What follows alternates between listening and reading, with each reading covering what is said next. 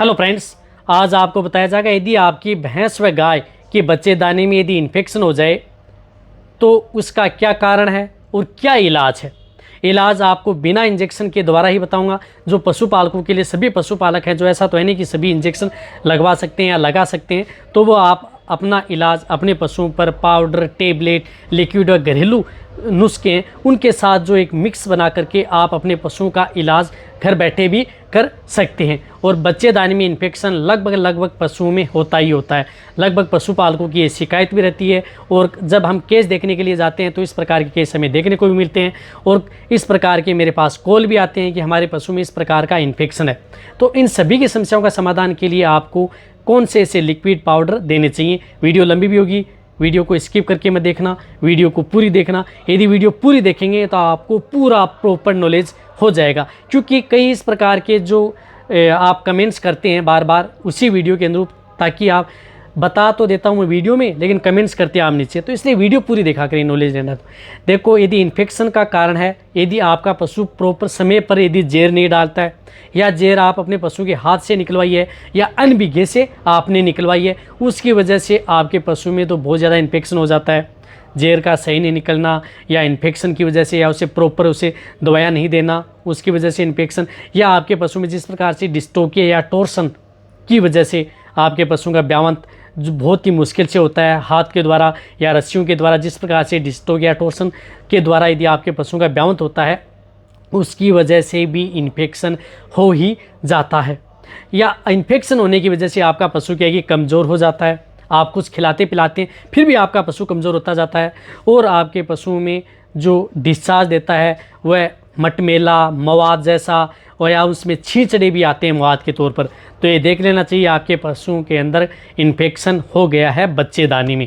और ऐसा नहीं है कि यदि आप साफ पारदर्शी यदि डिस्चार्ज दे रहा है और आप लगातार उसकी आई व नेचुरल गर्भाधान करवा रहे हैं फिर भी वो कंसीव नहीं हो रहा है, तो ये देखना चाहिए कि वो एंटीबैक्टीरियल इन्फेक्शन है। वो आपको दिखाई नहीं दे रहा है लेकिन वो एंटीबैक्टीरियल इन्फेक्शन है, उसकी वजह से आपके पशु में इस प्रकार की दिक्कत हो जाती है।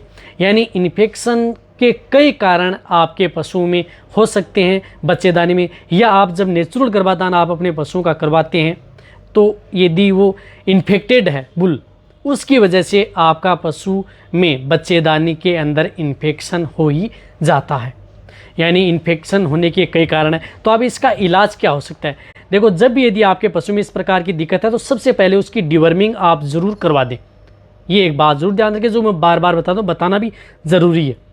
डिवर्मिंग करवा दी और उसके बाद में आप अपने पशुओं कभी भी, ऐसा नहीं है कि आपके पशुओं में 1 महीने 2 महीने बाद में यदि आपको इस तरह की दिक्कत दिख रही है, मटमेला फेंक रहा है, मवाद जैसी फेंक रही है, तो आप जो ये यूटेराइन क्लीनर है जिस प्रकार से एक्जापार है, इसका प्रयोग आप अपने पशु में काम करें।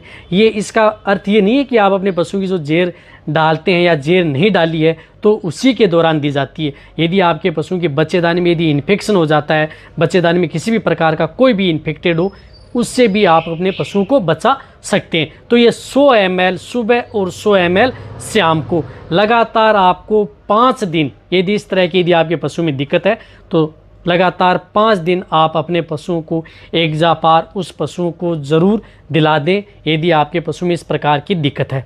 और साथ ही साथ आपको क्या करना है कि आप अपने पशुओं को जो चिलेटेड मिनरल्स जो बोलस आती हैं वह आप अपने पशुओं को दे सकते हैं।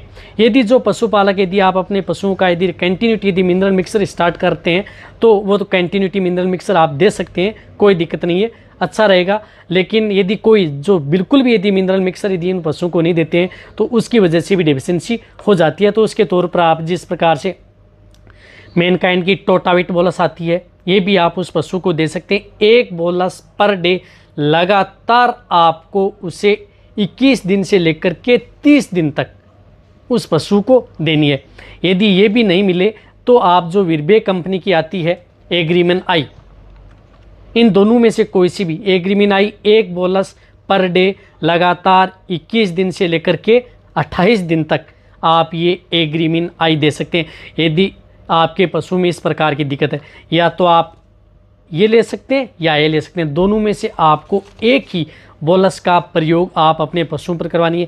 ये बोलस आपको कहीं पर भी किसी भी एरिया में, इंडिया की किसी भी कोने में आपको ये बोलस मिल जाएंगी। ऐसी भी दिक्कत नहीं होगी हमारे पास ये बोलस नहीं मिलती है। ये आपको कंटिन्यूटी कितने दिन, 21 दिन से लेकर के 30 दिन तक देनी ही देनी है यदि इन्फेक्टेड हो जाता है तो। और आपको क्या करना है, एक समय आप ये बोलस दे रहे हैं तो आपको एक समय जो राजश्री की एक मेटासिल बोलस आती है जो आपको दिख रही है, ये मेटासिल बोलस जिस प्रकार से आप सुबह यदि जो टोटाविट या एग्रीमिन दे रहे हैं तो शाम को आप ये जो मेटासिल बोलस 2 बोलस पर डे लगातार 20 दिन आपको देनी है। यानी 20 दिन का प्रयोग आपको इसको मेटासिल का भी साथ में करना है। यदि आपके पशु में जो मैंने बताएं इस तरह की दिक्कत यदि आपके पशु में देखने को मिल रही है तो ये बोलस भी आपको ला करके देनी। यानी ये शेड्यूल तो आपको अपनाना ही है। और साथ ही साथ आप अपने पशु को ये देने के बाद में जिस प्रकार से 21 दिन या 28 दिन तक यदि आप कंप्लीट कर देते हैं तो उसके बाद में आपको देना है, केरस कंपनी का आता है बोविमिन जीएल, यानी ग्लाइसिन चिलेटेड आता है बोविमिन जीएल। ये आप उन पशुओं को डेली पानी पिलाने के बाद शाम को 7 ml पर डे, ज़्यादा नहीं 7 ml, जिन पशुओं का यदि बॉडी वेट ज़्यादा है 500 kg के लगभग है तो उन्हें 10 ml तक ही पर डे के हिसाब से आप उनको दे सकते हैं।